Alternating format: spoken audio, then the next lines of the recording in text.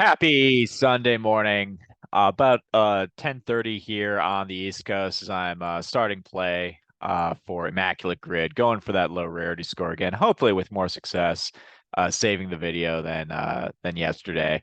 Um, had a ended up with a pretty good game yesterday. It was the first one I'd seen that only had two teams and had mostly accomplishments. It was kind of Tom Seaver Day. He worked for 8 of the 9 squares in that grid, so it was a lot of fun. I did it live, and then the video got corrupted, so then I did it again. So it was a little bit different yesterday. I really do like providing the content of me seeing the grid for the first time and talking through it. I certainly don't get any bonus points for getting them all right. So it's all about the process. Let's get into it again. We'll be a little bit of a smaller sample size, so maybe the rarity percentages and stuff will change, but um, I'll hit this.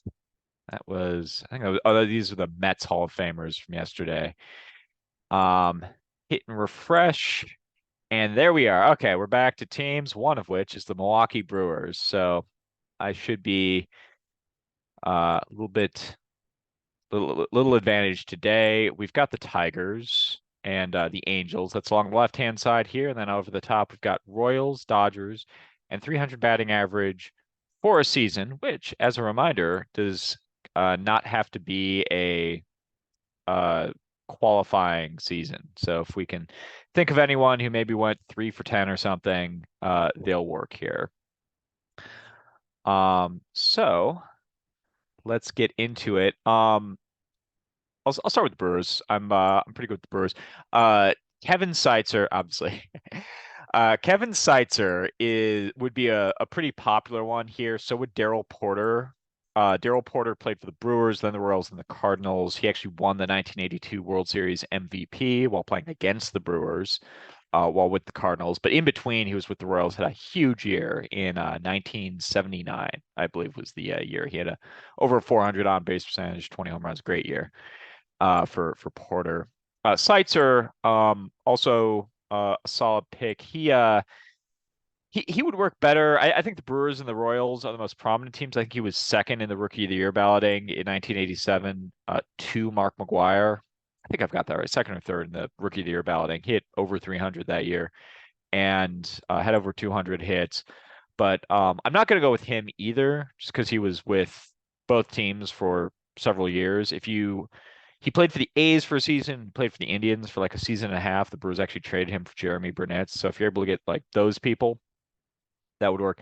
And then a more modern example that would be, well, there's a few modern examples. The Brewers executed a trade with the Royals in early, before the 2011 season, which sent Lorenzo Cain, and Yuneski, or excuse me, sent Lorenzo Cain and also Cities Escobar, as well as Jake Odorizzi as a prospect over to the Royals in exchange for Zach Greinke and taking on the burden, which is having your shortstop be Yuneski Betancourt. So all of those folks would work, except for Odorizzi because he never played for the Brewers. So I think I've got like a bunch that'll take a lot. I'm gonna go with a player from played a season essentially as a full-time pinch hitter during one of the first years I was following Brewers baseball and the 1994 Rookie of the Year, and that is Bob Hamelin. That's a man who looked like a baseball player, or not so much a ball player as much as a pinch hitter. He had, I guess that was his final season in the big leagues was with the Brewers in 1998. Solid pinch hitter, but sort of a a poor man's Matt Stairs. Speaking of which, Matt Stairs would work here. I think. Yeah, I think he played for both teams. So would Dean Palmer would work. I think Matt Stairs has a certain baseline level of popularity that has just sort of come with being Matt Stairs and working for so many teams. Let's see how Dean Palmer does. Played, I think, a season or two with each team. Takes 2%. All right. Over here, Greinke will work. Greinke will also work here. Greinke would also work here. Don Sutton would work here. Hall of Fame pitcher. Jim Wynn will work. Franklin Stubbs would work. These are players who I think will do a little bit better. Marquise Grissom would work. Um, I think I'm going to go with Wynn. He should have won the 1974 MVP. I think Garvey won that. But anyway, he played like I think it was on the order of a couple months. I've used him before. I think with Brewers and Astros, but I'm going to use him again. Under 0.1%. Wynn is a highly underrated player. Check out his career sometimes. He had his numbers really stunted by playing in pitcher-friendly ballparks for so long and playing in the 1960s and 70s, like in a lower offensive era. Drew a ton of walks though. Very productive player. Let's see. Tigers and Dodgers. Who who are some good options there? Remember, these are both old teams. I'm gonna take a little sip of my coffee as I ponder this.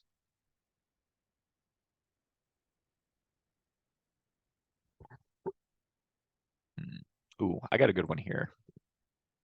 I just thought of it.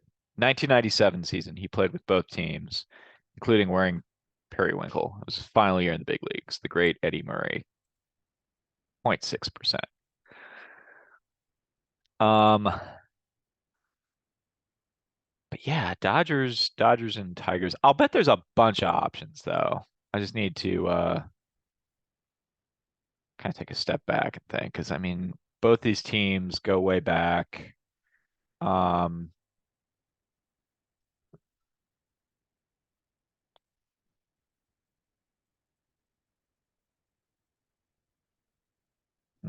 Bound to be someone. Let's move over here. 300 at batting average for a season. A lot of options that'll work.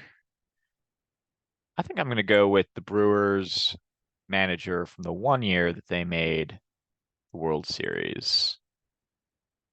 I think he won a batting title, or maybe he just had a bunch of hits, but I know he did really well with the Tigers. And he was actually swapped for Rocky Colavito. He takes 0.1%. Yep, 1982. Great. We haven't stopped talking about 1982. You would have thought we actually won the World Series that year, but no, we just lost one. Um, 300 batting average for a Brewer over a season. Question is, can I think of this is where I should be able to come up with someone who maybe played like I want to say Matt Niesky had a short season in there. Um, but I'm not saying that with a ton of confidence. I'm kind of second guessing myself on that one. I've actually been burned by Miski before. I mentioned this in the comments, but one time it was Brewers Padres. I don't know if it was on video. It might have been one of the ones I did either before I was shooting this or just like sometimes I'll play on my phone after. But and I was just like Matt Miski, he was traded for Gary Sheffield, which was accurate, but Miski was never a Padre. Or he's never a never played a major league game with the Padres. So I got that one wrong. Outsmarted myself a little bit. There's some other ones that'll work.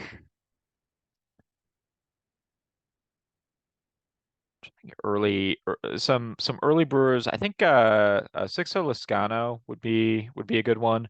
Mulder, Yount, Cooper, Simmons will all work. Ben Ogilvy will actually work, and he wasn't like normally a 300 hitter, but he had one season, his 1980 season where he hit over 40 home runs. Ogilvy hit 300 that year, so he'd be an interesting dark horse pick. Ooh, I have a pretty good. I know who I'm going to go with. I'm going to go with Brewers color commentator, longtime color commentator, Bill Schroeder, who hit 332 as a part-time catcher in 1987. And the reason I know that very specific statistic in a season 2 years before I was born is that it was always on his uh his media guide. So when you would go to a Brewer game, my dad used to do this. If we didn't if he didn't bring his scorecard or if he was in between scorecards, he always liked to score games. So he would go and buy um the lead off magazine was what it was called at the time. It was just like basically a Brewer team guide. A lot of fun. to read articles in there. I would like hold on to these things from a single game. I'd hold on to them and read the articles. One of them would basically talk about the Brewers coaches and also the play-by-play guys. And Bill Schroeder, who's been in the booth since I've been following, so I think since the mid 90s. Um, it even said his best season was in 1992 when he hit 332 with the Brewers, and it said it right there. I didn't realize it was like in a platoon role that he didn't play the full season. Otherwise, he probably would have been like an MVP candidate. But he also caught Juan Nieves' no hitter, the only single pitcher no hitter in Brewers history. He talks about that about 3 times a week on broadcast. So um, go with him then. Anyway, that was just a fun little. I love Bill Schroeder. It's a lot of fun. 0.03%. Good pick, John. I'm pretty proud of that one.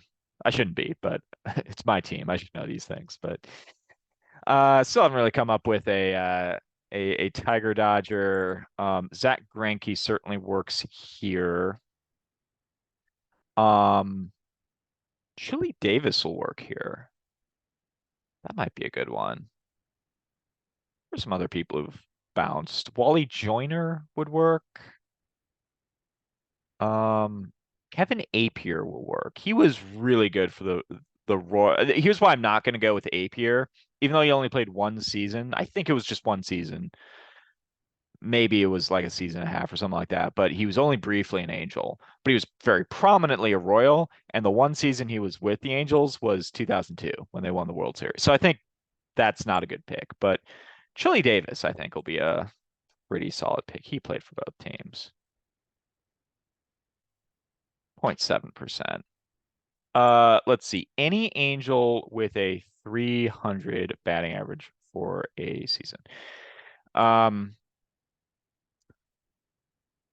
all right. So we've got what are some good ones? Bobby Grich did do it in I think 79. I've mentioned the 79 season a couple times. So did Don Baylor that same season.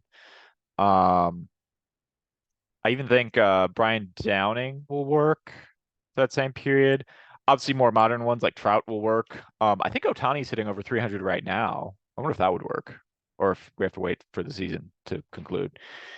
Um, let's see. Pujols will not work. Pujols never hit 300 as an Angel. In fact, he saw his batting average fall from about 330 to 295 as an Angel. So, um, or somewhat Figgins. He would work. Um, Garrett Anderson would work. Tim Salmon would work. They're, I think, a lot more prominent of picks than those late 70s Angels that I was just mentioning. Rod Carew will work. So if you're going to go with someone in the late 70s, you're probably going to like default to Rod Carew, I think. And I know Grich hit 300 at least. I think it was 79. He also had a really good year in 81 with the Angels. Um, and Brian Downing in 1979 had a big year as well. Baylor won MVP. I think I'm going to go Downing.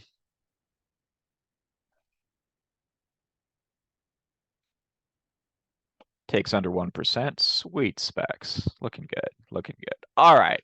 Now for this one, just need to come up with a player who's played for two teams that have existed since at least 1901. And I'm kind of amazed at myself that I haven't been able to think of anyone yet. Um, let's see. JD Martinez is a current Dodger who would work here. That I think will get a whole bunch. What am I at percentage wise? I've been doing pretty well now that I'm looking at it. Everyone's under 1% except Dean Palmer, who took 2. So I'm at these guys add up to 1%. These guys add up to like 1.3. So it's like 2.3, 2.4, about 2.5, 4.5, and then almost nothing. So if I really play my cards right, which I don't think is JD Martinez, I could go sub 5. I won't quite beat my all-time high of that one rarity score of 3. Once again, I have a distinct advantage when the Brewers are involved. So let's see here. People besides JD Martinez. Let's see. Will Octavio Dotel work? I mean, that's a good rule of thumb. I think I will go Dotel over Martinez just because when in doubt, go with Dotel. But I think he did play for both teams. Um, Willie Blair, did he ever play for the Dodgers? He did play for the Tigers. That's the one I confused Willie Blair and Willie Banks at one time.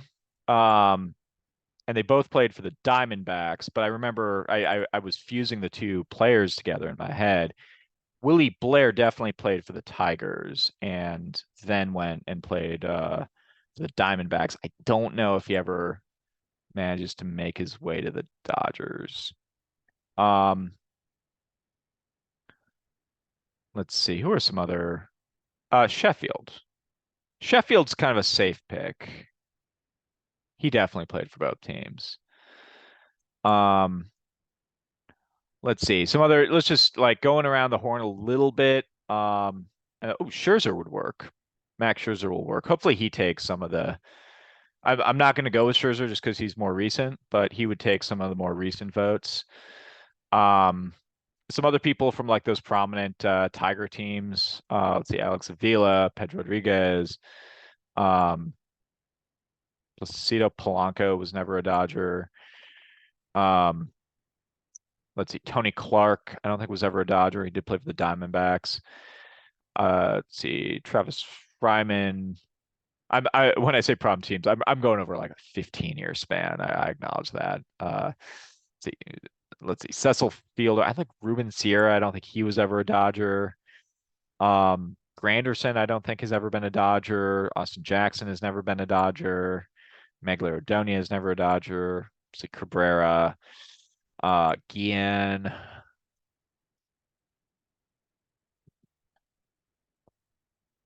So the question is, do I go with? I don't know Dotel for sure, but I think he definitely played for the Tigers, and I want to say there was like, I mean, he played for 13 teams. That's a number I know. So I think he would work there. I think Sheffield would be kind of a safe pick. He'd probably get around 5 to 10%. And maybe I just go with that. Hitting some Dodgers real quick before we kind of give up here. Um, let's see, you got Hershiser, Sosha, Franklin Stubbs, and just guys I'm kind of thinking of. Kirk Gibson. Kirk Gibson will actually probably do some numbers. Um, so the question is, do I want to really take a risk, somewhat take a risk, play it safe? Somewhat take a risk is Dotel. Really take a risk would be Willie Blair.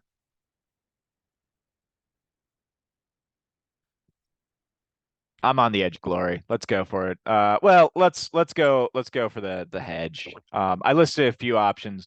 Sheffield will work, and Kirk Gibson will obviously work. JD Martinez will work, and Max Scherzer will work. Those are all safe ones that I really know. Dotel is the one that I am pretty sure on. So let's just get him 1%. Okay, so I get a rarity score of 6. I think that's my second best total. Scherzer ends up being the most popular of this group. Kane, I mentioned down here. Greinke does really well there. Yelich back-to-back batting titles, 2018 and 19. Pujols, forgot he was a Dodger. Should have mentioned him, but I went with more prominent member of the 3,500 club, 3,000 hits, 500 home runs. Trout, Cabrera, yeah, no surprises here. These guys all taking big numbers. I was pretty happy with my Schroeder pick. Um, and yeah, Dotel, I guess that was one of the teams. 166 options, and I was struggling. 167 options. I wonder if someone just appeared. Um, some other ones that might have been. Let's see. I guess Calavito hits both.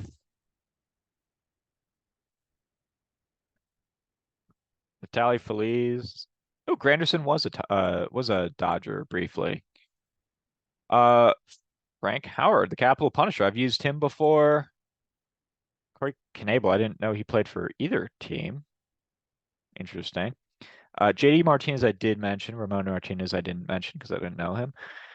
Um, ooh, Hideo Nomo. That would have been a good one. Hideo Nomo. He also would have worked for like Brewers and Dodgers. Because he played a season with Milwaukee, 1999. Such a cool windup. I'm seeing a lot of names that I don't feel too bad. Ooh, Schoolboy Row. Ah, I said I was gonna save that one for Schoolboy Row. For those just tuning in, Jessica Brand had who also plays this and gets really good rarity scores. Uh, she had played him once, and I went down the Schoolboy Row uh rabbit hole. And then I even commented, I was just like, yeah, I'm gonna save him for I think it was Tigers, Dodgers, Phillies, and I totally forgot as I was playing. So anyway, fun as always. I like having fun. That's why I titled my book the way I did. Baseball's most fun frivolities. Link is in the description. It's my one sponsor because who else is gonna sponsor this show? I just moved my camera. That's what that was. Um, thanks all for tuning in, and we'll be back at it tomorrow. Peace.